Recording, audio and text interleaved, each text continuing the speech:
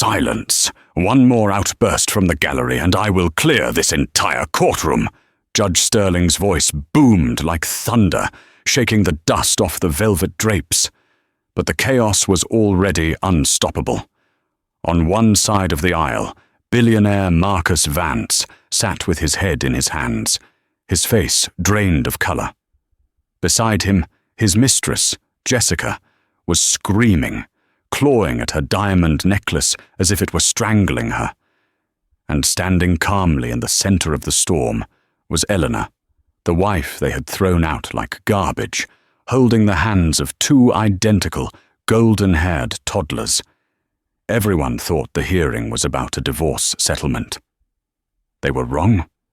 When the judge opened the sealed envelope, he didn't just end a marriage, he exposed a lie so dark it destroyed an empire in 10 seconds flat. You think you know how this ends? You have no idea. The rain in Seattle didn't just fall. It felt like it was trying to erase the city. On the morning of November 14th, the sky was a bruised purple, hanging low over the granite steps of the King County Superior Court. Elena Vance stepped out of the crosstown bus, clutching a broken umbrella that threatened to invert with every gust of wind. She wore a beige trench coat that had seen better days, specifically days 3 years ago when she was still the envy of the city's socialite circle. Now, the hem was frayed, and the buttons were mismatched. She checked her reflection in the darkened window of a parked car. Her eyes were shadowed by fatigue, her cheekbones sharper than they used to be.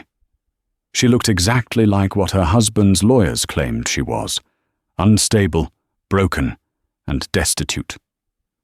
A sleek, obsidian-black Maybach pulled up to the curb, splashing muddy water onto Elena's worn boots.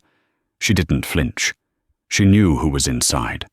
The driver, a man Elena once knew as kind old Thomas, stepped out with a stony expression. He opened the rear door, and Marcus Vance emerged. Marcus looked like a man who owned the rain. His charcoal 3-piece suit was tailored to perfection, hugging a frame kept fit by personal trainers and organic diets. He adjusted his silk tie, his eyes scanning the crowd of reporters gathering at the bottom of the stairs. He didn't look at Eleanor. To him, she was already a ghost. Then came the click-clack of stilettos. Jessica Thorne slithered out of the car, clinging to Marcus's arm like a vine.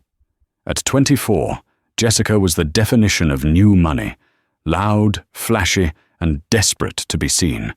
She wore a white fur coat that cost more than Elena's current yearly budget, and her left hand was raised deliberately to catch the camera flashes, showcasing a canary yellow diamond ring the size of a grape.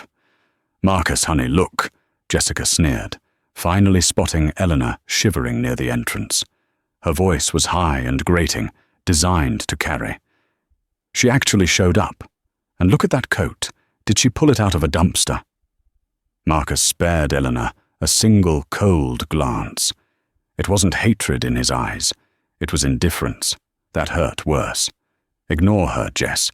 It's just a formality. By noon, she'll be a memory." Eleanor tightened her grip on her handbag. Inside was a stack of crumpled documents and a photo of 2 children hidden deep in her wallet.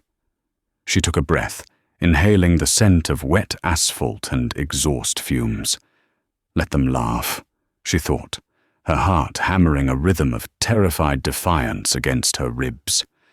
Let them think I'm weak. She walked up the stairs, keeping her distance. The reporters shouted questions. "Mr. Vance, is it true you're offering a $10 million settlement?" "Elena, do you have any comment on the adultery allegations?" Elena kept her head down. Adultery. That was the weapon Marcus was using to void their prenuptial agreement. He claimed she had cheated. He claimed she was barren and had sought comfort elsewhere. It was a lie, a fabrication, bought and paid for by his high-powered legal team, Sterling and Cates. But in the court of public opinion, Marcus Vance, the tech mogul, the philanthropist, was a saint dealing with a crazy, unfaithful wife. As they passed through the metal detectors, the security guard, a man named Miller who used to work the gate at the Vance estate, looked at Elena with pity. "Morning, Mrs. Vance," he whispered. "Just Elena, Miller. Just Elena," she replied softly. Inside the courtroom, the air was stale and heavy. The gallery was packed. Marcus's PR team had filled the back rows with sympathizers. Elena walked to the defendant's table alone. She had no high-priced lawyer.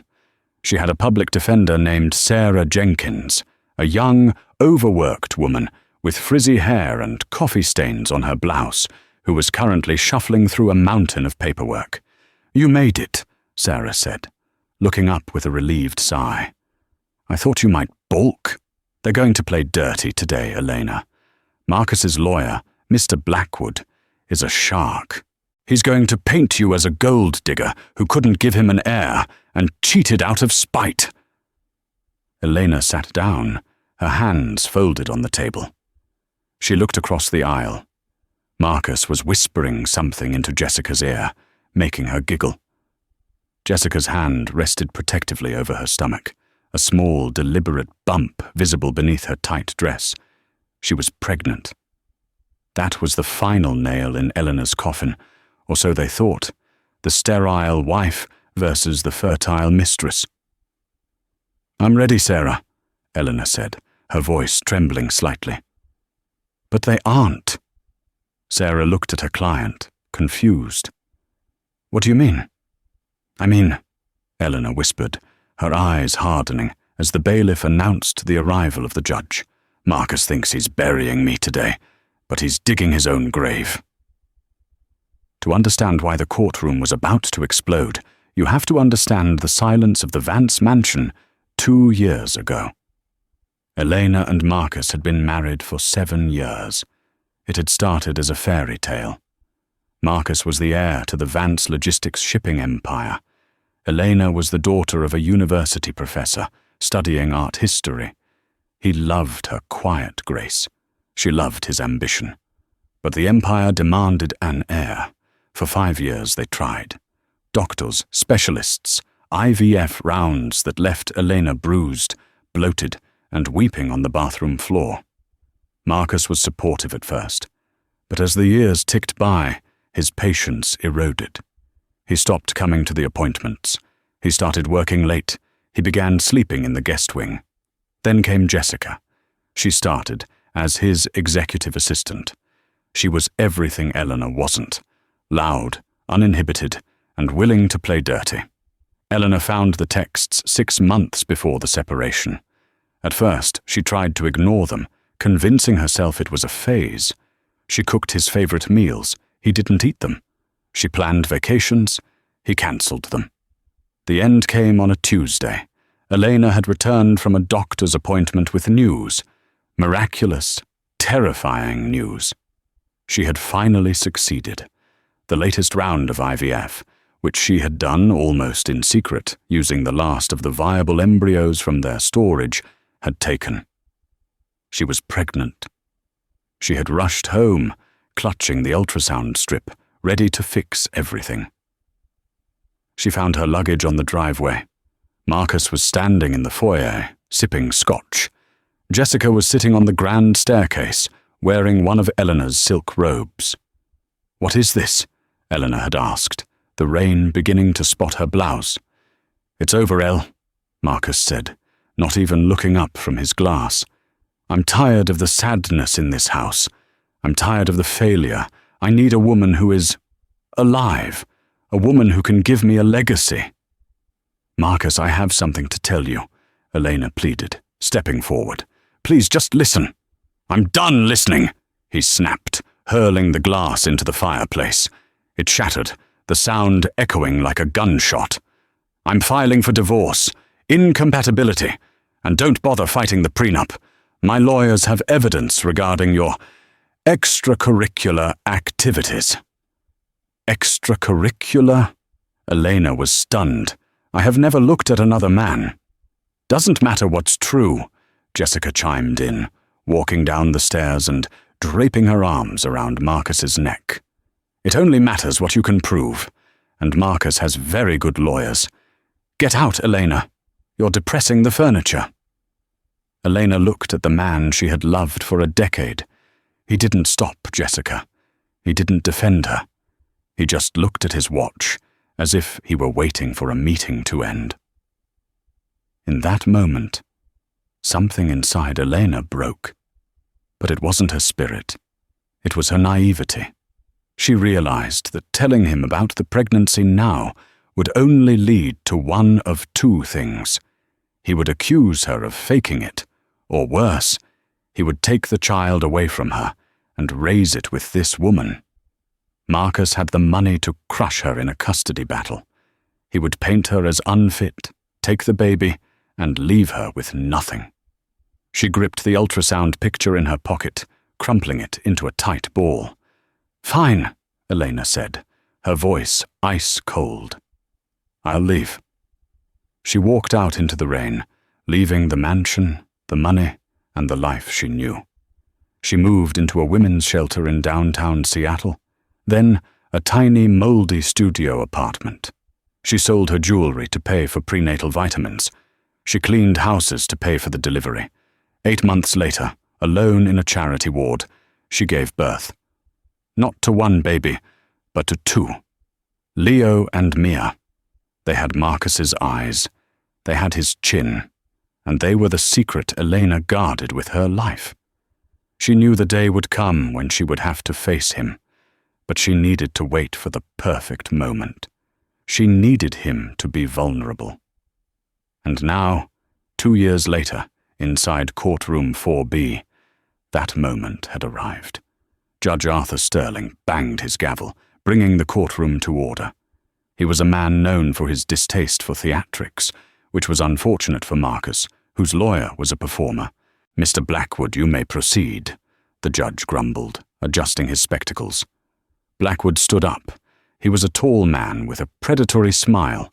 He buttoned his suit jacket and walked toward the bench. "Your Honor," Blackwood began, his voice smooth as oil, "we are here today to finalize the dissolution of this marriage. My client, Mr. Vance, has been exceedingly generous, despite Mrs. Vance's indiscretions." He gestured to a screen where grainy photos were projected. They showed Elena having coffee with a man. They showed Elena hugging a man outside a hotel. Elena watched stoically. The man was her cousin, David, who had helped her move boxes when she was kicked out. The hotel was the budget inn he was staying at because he couldn't afford a house in the city. It was all context-free manipulation.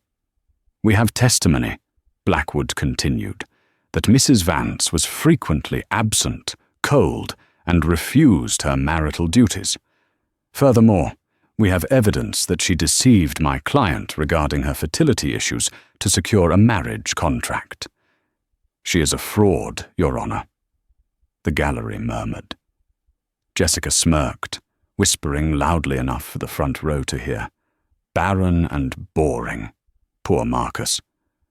"However," Blackwood pivoted, turning to face Elena, "Mr. Vance is a man of compassion.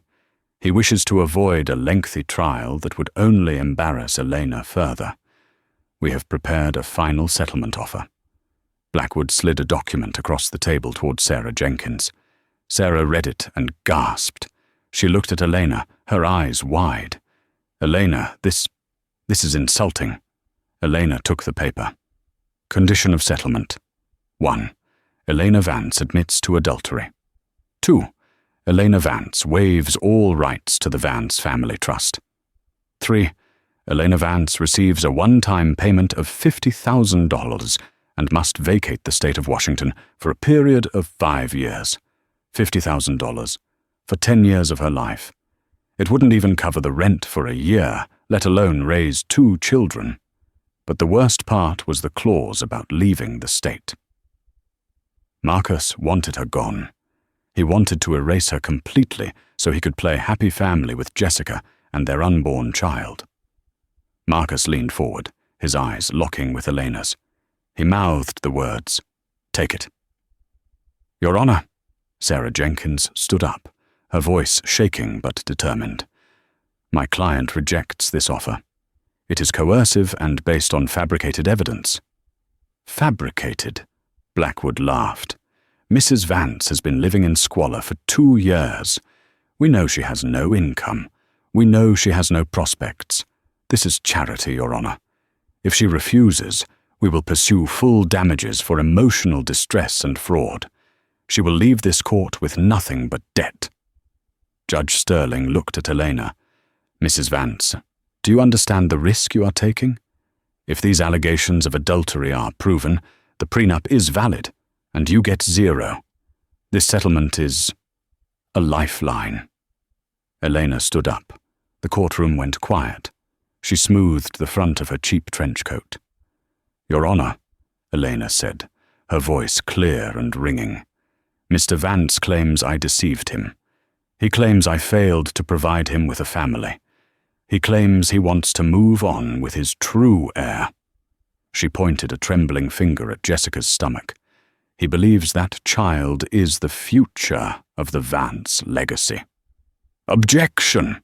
Blackwood shouted. "Relevance!" "The relevance," Elena said, reaching under the table and pulling out a large manila envelope, "is that Marcus Vance is lying to this court. He is lying to the press, and worst of all, he is lying to his mistress." Marcus frowned. This wasn't in the script. "What is she talking about?" he hissed at Blackwood. "I have no idea," the lawyer muttered.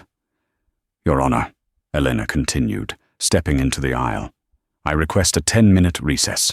There are 2 witnesses outside that I would like to bring in. Their testimony will clear up the matter of the Vance legacy once and for all." "Witnesses?" Judge Sterling raised an eyebrow. "You didn't file a witness list, Mrs. Vance." "These aren't ordinary witnesses, Judge," Elena said, "and due to the sensitive nature of their identity, I kept them hidden until this very moment to protect them from Mr. Vance's influence." Marcus slammed his hand on the table. "This is a circus. She's stalling.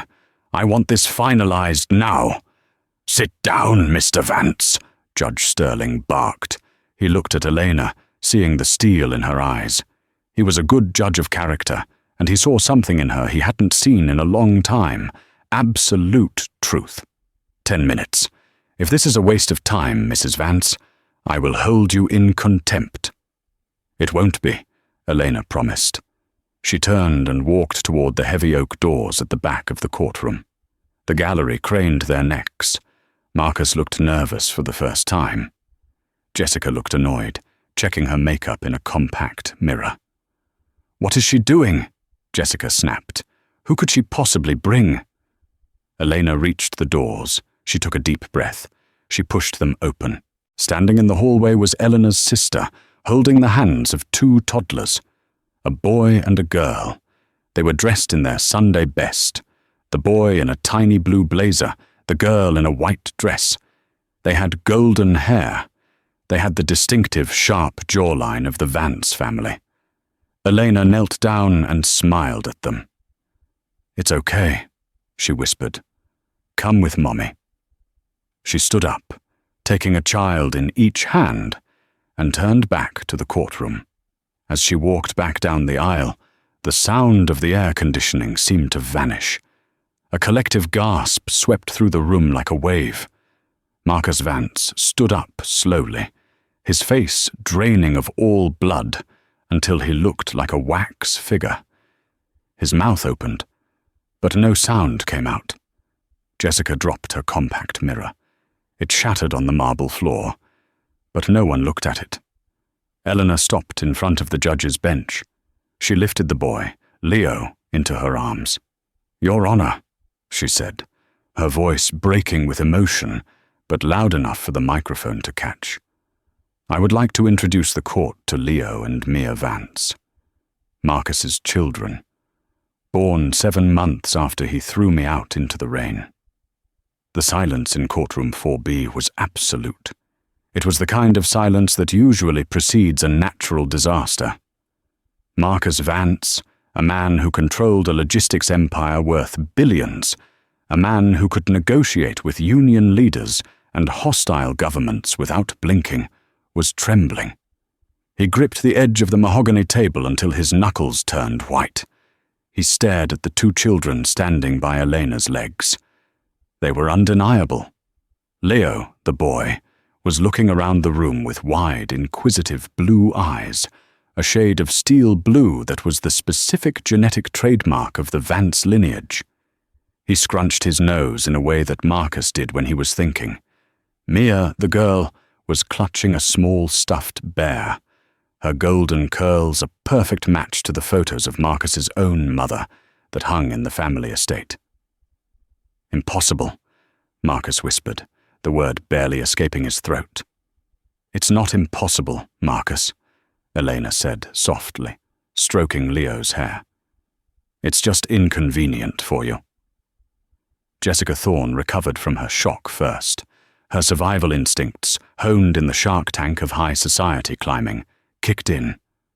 She stood up, her face twisting into a mask of ugly rage that cracked her meticulously applied foundation. "This is a trick!" Jessica shrieked, pointing a manicured nail at the toddlers. "Look at them! She probably hired child actors, or she adopted them. Marcus, don't look at them. She's trying to manipulate you." "Sit down, Miss Thorne," Judge Sterling warned, his voice low and dangerous. "No, I will not sit down." Jessica turned to the gallery, playing to the reporters. "This woman is a fraud. She was barren for 7 years. Suddenly she shows up with 2-year-olds. Do the math. She cheated. Those are someone else's bastards that she's trying to pin on a billionaire." Elena didn't scream back. She didn't need to. She simply reached into the manila envelope again. "I expected this," Elena said calmly. "Marcus, do you remember the charity gala at the Four Seasons 3 months before you kicked me out? You cut your hand on a broken champagne flute." Marcus blinked, pulling his gaze away from the children. Yes. What does that have to do with anything? You bled on your handkerchief. You threw it in the trash in the bathroom," Elena said. "I kept it. I don't know why, really. Maybe because I missed you, even when you were standing right next to me. But when the babies were born, and I knew you would deny them, I used it." She handed a stapled document to the bailiff, who walked it over to the judge.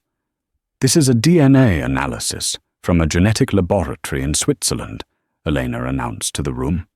"It compares the genetic material from the handkerchief to buccal swabs taken from Leo and Mia at birth. The probability of paternity is 99.9%. Judge Sterling put on his reading glasses. He scanned the document, flipping the pages slowly. The rustling of the paper was the only sound in the room. "It appears to be in order," the judge said, looking over his spectacles at Marcus. "Mr. Vance, these children are yours. And based on the birth dates, they were conceived while you were still cohabiting with your wife, which makes them legitimate heirs." Marcus stood up slowly. He ignored Jessica's hand, clawing at his sleeve. He walked into the aisle, moving like a sleepwalker. He dropped to one knee in front of Leo. The little boy looked at the stranger in the expensive suit. He didn't cry. He just reached out a chubby hand and poked Marcus's silk tie. "Dada," the boy said. It was a random babble, a common first word, but it hit Marcus like a sledgehammer. Tears, genuine tears, pooled in Marcus's eyes. For all his ruthlessness, for all his cold ambition, Marcus had always wanted one thing above all else: a legacy. He had destroyed his marriage, chasing it, and here it was, staring him in the face, having been raised in poverty while he lived in a mansion. They look just like my father," Marcus choked out. He looked up at Eleanor, his expression a mix of awe and horror. "Why? Why didn't you tell me?" "I tried," Elena said, her voice trembling with the weight of 2 years of silence. That night in the hallway, I tried to tell you. You told me to get out. You told me I was depressing the furniture." Marcus flinched, as if she had slapped him. The memory washed over him, his cruelty, his impatience. He had thrown away his own children. "Marcus, stop it!" Jessica's voice cut through the moment like a buzzsaw. She marched over, grabbing Marcus by the shoulder and hauling him up. "So what? So she popped out a couple of kids. Big deal. We have a family now, a real family." She placed her hands emphatically on her pregnant belly. "These things," Jessica gestured dismissively at the twins, "are the past. This baby is the future. And unlike her, I didn't hide it. I've been by your side. These kids are probably messed up from living in a shelter anyway. You don't want damaged goods, Marcus." The cruelty of the statement caused a ripple of boos from the back of the courtroom. Even Marcus's high-priced lawyer, Blackwood, looked down at his shoes, uncomfortable. Elena's eyes went cold. She had allowed Marcus to see the children. She had allowed the DNA to be proven. But she would not allow this woman to insult her children's worth. "Damaged goods?" Elena repeated, her voice rising. "They are happy. They are loved. Which is more than I can say for the child you are carrying." "Excuse me?" Jessica laughed, a harsh, brittle sound. "My child is the golden child, the heir to the Vance throne. Once the divorce is finalized today, and we get married, my son will be the primary beneficiary. Your twins will get a pity allowance, if that." Elena looked at the judge. "Your Honor, this brings me to the second piece of evidence. The reason I requested this hearing wasn't just to prove paternity. It was to protect Mr. Vance from a massive fraud." "Fraud?" Judge Sterling leaned forward. "Proceed, Mrs. Vance." Eleanor pulled a single thin sheet of paper from the envelope. It wasn't a lab report. It was a medical invoice. "Jessica claims she is carrying Marcus's child," Elena said, turning to face the mistress. "She claims she is 4 months pregnant." "And I am!" Jessica shouted. "I have the ultrasounds. I have the morning sickness. You're just jealous." "I don't doubt you are pregnant, Jessica," Elena said softly. "I just know for a fact that the baby isn't Marcus's." The accusation hung in the air. Marcus looked from Eleanor to Jessica. "What are you saying?" Marcus asked, his brow furrowing. "Of course it's mine. We've been together, exclusively." "Have you?" Elena asked. She walked toward the bench and handed the invoice to the judge. "Your Honor, this is a medical record from the Seattle Urological Institute. It is dated 14 months ago, 2 months after I left the mansion." Judge Sterling took the document. His eyebrows shot up toward his hairline. He looked at Marcus with a strange expression, half pity, half disbelief. "Mr. Vance," the judge said, "is this your signature on the consent form?" Marcus squinted at the paper the judge held up. He froze. "Elena, how did you get that?" Marcus hissed, his face flushing a deep crimson. "I'm still your wife, Marcus," Elena replied. "I'm still the emergency contact on your medical files. You forgot to change it.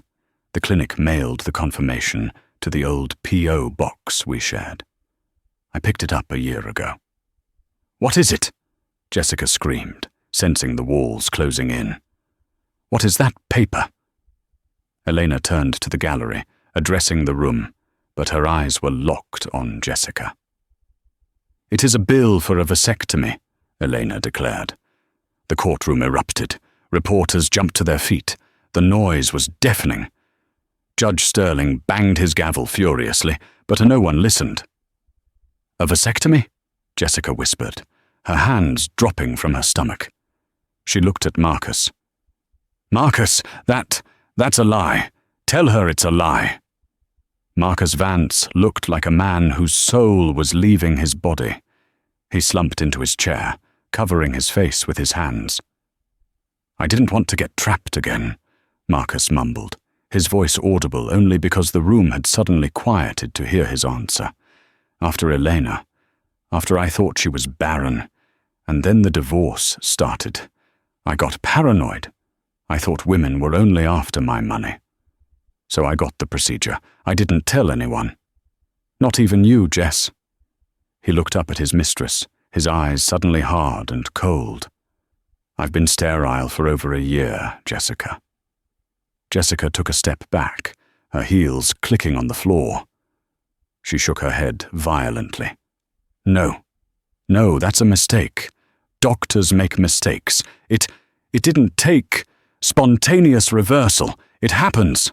I went for the follow-up count 3 months ago," Marcus said, his voice rising, growing louder with every word. 0 sperm count. 0, meaning there is absolutely no way, physically, biologically, or miraculously, that I am the father of that baby. Marcus stood up, towering over Jessica. The love and lust that had been there 10 minutes ago were replaced by a terrifying cold fury. "So," Marcus roared, the sound echoing off the vaulted ceiling. "Who is it? Who is the father?" Jessica burst into tears. It wasn't a pretty, sympathetic cry. It was the ugly, hyperventilating panic of a cornered animal. It was just one time," she sobbed, grabbing his lapels. "Marcus, please. You were working all the time. I was lonely. It was just the personal trainer. It didn't mean anything. I did it for us. I wanted to give you a baby so you'd be happy. I thought if I got pregnant, you'd finally marry me. You tried to pass off a trainer's bastard as my heir?" Marcus shoved her hands away. He looked at her with pure disgust. "You watched me kick my wife out. You watched me abandon my own flesh and blood. And you stood there laughing, knowing you were carrying another man's child. I love you," Jessica screamed, falling to her knees. "Marcus, please, don't leave me. I have nowhere to go. I leased the penthouse in my name. I can't pay for it. The car, the jewelry, it's all on your credit cards." "Not anymore," Marcus said. He turned to his lawyer. "Blackwood, cut her off. Cancel the cards. Evict her from the city apartment. I want her gone. If she comes within 500 feet of me, have her arrested." "With pleasure, Mr. Vance," Blackwood said, looking relieved to finally be on the moral high ground, even if just barely. Jessica looked around the room. The cameras were flashing blindingly. She saw the disgust on the faces of the jury, the judge, even the security guards. She looked at Elena. Elena stood calmly with her children. She didn't look triumphant. She looked tired. She looked like a woman who had just carried a heavy load up a mountain and finally set it down. "You witch!" Jessica lunged at Elena. "You ruined everything. You planned this. You knew." Before she could get within 3 feet of Elena, the security guard, Miller, the one who had greeted Elena at the door, stepped in front of her like a concrete wall. He grabbed Jessica by the arm. "That's enough, Ms. Thorne," Miller grunted. "Come with me. Get off me.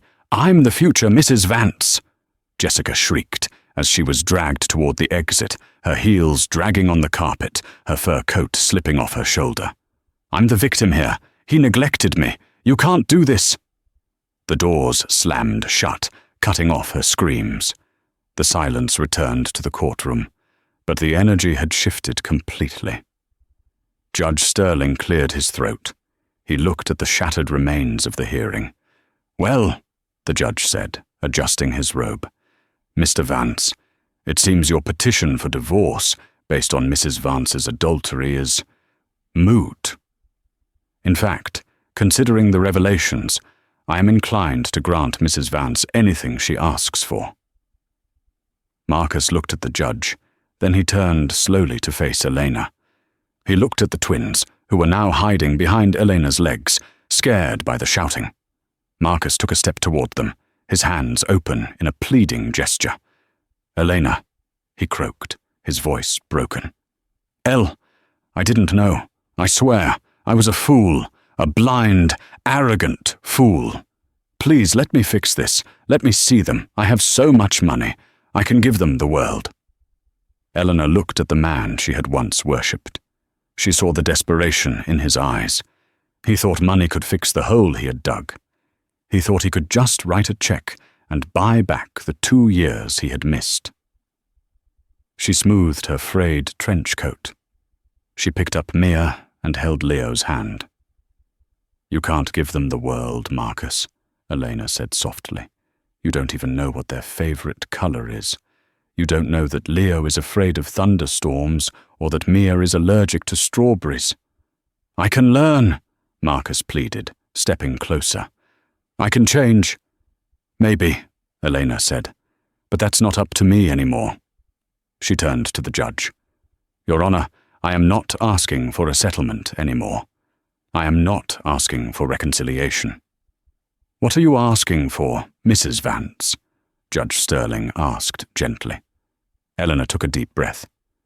She looked at Marcus one last time, seeing not the billionaire, but the sad, lonely man who had destroyed his own happiness.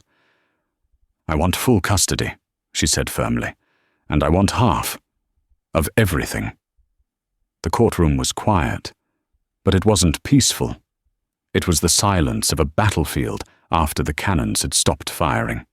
The air smelled of expensive cologne and the metallic tang of fear. Judge Arthur Sterling took a long sip of water.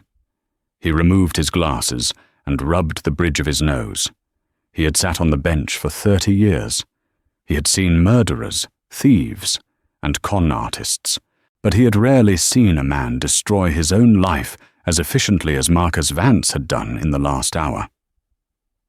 "Mr. Blackwood," the judge said, addressing Marcus's lawyer, "do you have any defense against Mrs. Vance's petition? Do you have any evidence that she is unfit? Any proof that she committed adultery that wasn't manufactured by your client's paranoia?" Blackwood stood up. He looked defeated.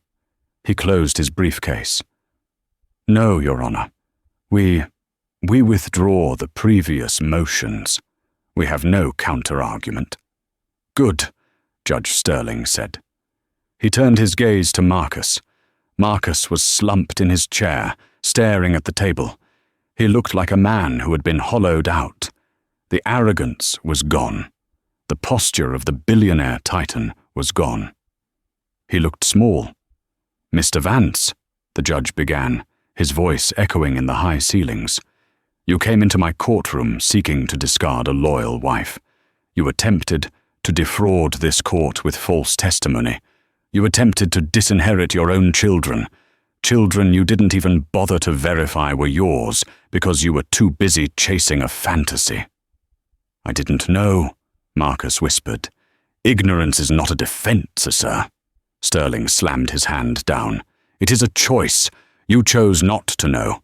You chose to listen to a mistress over the woman you vowed to cherish. And now you will pay the price." The judge picked up his pen. "I am granting Mrs. Vance's petition for divorce on the grounds of cruel and inhumane treatment and adultery. The prenuptial agreement is hereby declared void due to fraudulent conduct by the petitioner." A gasp went through the room. The prenup was the iron wall protecting the Vance fortune. It was gone. "I am awarding primary physical and legal custody of Leo and Mia Vance to their mother, Elena Vance," the judge continued. "Mr. Vance, you will be granted supervised visitation rights, pending a psychological evaluation and parenting classes. You are not to see these children alone until a court-appointed therapist deems you fit." Marcus flinched. Supervised? Like a criminal? He was their father. "As for the division of assets," Judge Sterling looked at the financial documents. "Since the prenup is void, Washington is a community property state. Mrs. Vance is entitled to 50% of all marital assets acquired during the 7 years of marriage. Furthermore, given the egregious nature of your conduct, I am ordering you to pay for Mrs. Vance's legal fees, a lump sum alimony of $10 million and child support calculated at the highest bracket of your income." The gavel came down with a sound like a gunshot. Court is adjourned. Elena let out a breath she felt she had been holding for 2 years. Sarah Jenkins, her public defender, hugged her. "You did it, Elena. You're free. And you're rich." "I don't care about the money," Elena whispered, picking up Mia. "I just wanted them to be safe." She turned to leave, but Marcus blocked the aisle. He looked wrecked. His eyes were red-rimmed. He reached out a hand toward Leo, but the boy shied away, burying his face in Eleanor's coat. "Eleanor," Marcus pleaded, his voice cracking. "Please, don't take them away. Let me drive you home. Let me buy them toys. I can get them anything. Ponies. A house. Anything." Elena looked at him. She didn't feel hate anymore. She felt a profound, aching pity. "They don't need ponies, Marcus," she said calmly. "They need a father who didn't throw them away." "I can change." Marcus grabbed her arm, desperation making him clumsy. "I'll fire everyone. I'll sell the company. I'll just be a dad. Give me a chance." Elena gently removed his hand from her arm. "You had a chance," she said. "You had 7 years of chances. You had a chance when I stood in the hallway in the rain. You had a chance when I sent you letters that you returned unopened. You had a chance today, before you tried to destroy me for $50,000. She stepped around him. "You can see them on Saturdays, Marcus, at the park, with the supervisor present. Don't be late." Elena walked out of the courtroom, the heavy doors swinging open to a blinding flash of paparazzi cameras. But she didn't look like a victim anymore. She walked with her head high, her children in her arms, stepping over the cables and the chaos, leaving Marcus Vance standing alone in the empty aisle, the richest poor man in the world. The rain in Seattle hadn't changed. It still fell in sheets of grey, washing the city in a perpetual, melancholic gloom. But for Elena Vance, the rain no longer felt like an adversary. It was just weather. Inside the warm, amber-lit interior of the Vance Miller Art Gallery, the storm outside was nothing more than a backdrop to the triumph within. 5 years had passed since the gavel came down in courtroom 4B. 5 years since the secret was exposed, the mistress was exiled, and the empire was divided. Elena stood in the center of the Phoenix Wing, a new addition to the gallery dedicated entirely to art therapy for children in the foster system. She wasn't the shivering woman in the frayed trench coat anymore. She was a vision of reclaimed dignity. She wore a tailored navy dress that hugged her frame, her hair cut in a sharp, chic bob that framed a face no longer gaunt with hunger, but glowing with purpose. "Mum! Mum, look at this one!" The shout broke her reverie.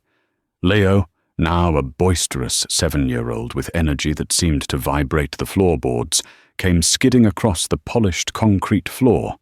He was holding a canvas that was still wet, smearing a little bit of blue paint on his cheek. "Careful, Leo," Elena laughed, kneeling down to his level, a habit she never broke, no matter who was watching. "We don't want to paint the floor. Tell me about it." "It's a storm," Leo declared proudly, pointing to the chaotic swirls of dark blue and black. "But look, right here, in the middle." Elena squinted. In the center of the painted hurricane, there was a tiny, defiant dot of bright yellow. "What is that?" "That's the lighthouse," Leo beamed. "It doesn't care about the water. It just shines." Elena felt a lump form in her throat. She kissed his forehead, right over the smudge of paint. "It's beautiful, Leo. Just like you." "I helped mix the yellow," a softer voice chimed in. Mia was sitting on a bench nearby, her legs swinging, not quite touching the floor. If Leo was the storm, Mia was the calm after it. She was observant, possessing a frighteningly high emotional intelligence for a second grader. She had Marcus's eyes, that piercing steel blue, but she used them to understand people, not to appraise them. "You did a great job, Mia." Elena smiled at her daughter. The gallery was filling up. It was the opening night of their autumn exhibition. Seattle's elite were there. Tech CEOs, philanthropists, city council members. They all wanted to shake Elena's hand. They all wanted to be associated with her success. She moved through the crowd with grace, accepting checks for the foundation, nodding at compliments, a queen holding court. But then, the air in the room shifted. It wasn't a sound. It was a vacuum, a silence that started at the front entrance and rippled backward as conversations died out and heads turned. The heavy glass doors opened, and a man walked in. He was wet from the rain. He shook a black umbrella and handed it to the coat-check girl, who looked at him with wide, nervous eyes. It was Marcus Vance. He was 45 now, but he looked 55. The vanity that had once defined him, the personal trainers, the hair plugs, the tan, had evaporated. He was thinner, his suit hanging slightly loose on a frame that had lost its imposing bulk. His hair was graying at the temples, not in a distinguished way, but in the way of a man who didn't sleep. He stood at the entrance, hesitating. He looked at the gallery, the warmth, the laughter, the champagne, the life. It was a world he had once ruled, but now he was just a spectator, a ghost haunting the feast. Elena saw him immediately. Her heart didn't race with fear anymore. It didn't even pound with anger. It just beat steadily, a rhythm of indifference. She excused herself from a conversation with the mayor and walked toward him. "Hello, Marcus," she said, her voice even. Marcus flinched, as if he hadn't expected her to approach him. He looked at her, his eyes traveling over her face, drinking in the sight of her. "Elena," he rasped. His voice was gravelly, unused. "You look incredible. The gallery, it's magnificent." "Thank you," she said politely. "It's been a good year." "What are you doing here, Marcus? It's not your visitation weekend." "I know," he said quickly, holding up a hand as if to ward off a blow. "I know. I'm not here to. I didn't want to cause a scene. I just saw the lights. I was driving by. And he trailed off. He reached into the pocket of his damp trench coat, a coat that cost $5,000 but looked sad on him, and pulled out a small, velvet-wrapped box. "I brought this," he said, extending it to her. "For Mia. I remembered she said she liked drawing last Saturday. It's a set of charcoal pencils, compressed soot from a vineyard in Tuscany. I had them flown in." Elena took the box. It was heavy. It was excessive. It was classic Marcus, trying to solve a simple desire with a grand, monetary gesture. "She's 7, Marcus. She uses crayons, but thank you. I'll give it to her." Can I say hello?" He looked past her, searching the room desperately for the twins. Eleanor hesitated. The court order allowed supervised visits, which they did every Saturday at the park with a social worker present. Those visits were stiff, awkward affairs. Marcus would bring expensive toys the kids didn't know how to play with. He would ask them about the stock market or their grades. They would ask him if he had a dog. They were strangers speaking the same language. "Briefly," Elena said. "They are distracted." She led him to the bench. Mia looked up. Her eyes widened slightly. "Hello, Father," Mia said. She called him Father. Never Dad, never Daddy. Just Father, like a character in a Victorian novel. It was a distinction that cut Marcus deeper than any knife. "Hi, Mia," Marcus said, kneeling down, his knees cracking audibly. "I brought you some pencils. For your art." "Thank you," she said, taking the box politely. She didn't open it. She just set it down next to her juice box. Leo ran over, stopping skittishly when he saw Marcus. "Hi," he mumbled, hiding slightly behind Eleanor's skirt. "Hey, champion," Marcus said, forcing a smile that didn't reach his eyes. "I like your painting. The storm. It's very powerful." "It's a lighthouse," Leo corrected him. "Right, of course. A lighthouse." Marcus swallowed hard. He looked up at Eleanor and then at the kids. He looked at the warmth surrounding them. "Eleanor," he said, standing up. "Do you have a moment? In private?" Eleanor nodded to the security guard she had hired, Miller, the same man from the courthouse, who now headed her security team. Miller watched Marcus like a hawk as Eleanor walked her ex-husband to a quiet corner near a sculpture of jagged metal. "What is it, Marcus?" "I'm lonely, Elle." The words tumbled out of him, unbidden. He looked shocking in his vulnerability. This was the titan of logistics, the man who made unions tremble. And he was shaking. "I have the money," he whispered. "I have more money than God now. The Asian merger went through. I bought the island in the Caribbean. But I go home, and it's quiet. My echo is the only thing that answers me." Elena said nothing. She let the silence stretch. "I was thinking," Marcus continued, his voice gaining a desperate manic speed. What if we tried again? Not a marriage. I know I blew that. But dinner. Just us. No social worker. I could buy a house near here. I could fund this entire gallery for a century. I could set up trusts for the twins that would make them royalty. Just let me in. Please. Let me be a dad. Let me be a husband again." He reached out, trying to take her hand. His fingers were cold. Elena looked at his hand. She remembered the warmth of it years ago. She remembered how that hand had thrown a glass into the fireplace. She remembered how that hand had signed the check for the mistress's apartment while she was counting coupons for milk. She gently, but firmly, stepped back. "Marcus," she said softly. "You think you can negotiate this. You think this is a contract dispute. You think if you offer a high enough price, I'll sign on the dotted line." "I can give them the world," Marcus pleaded. "You don't get it," Elena said, her eyes sad but dry. "You had the world.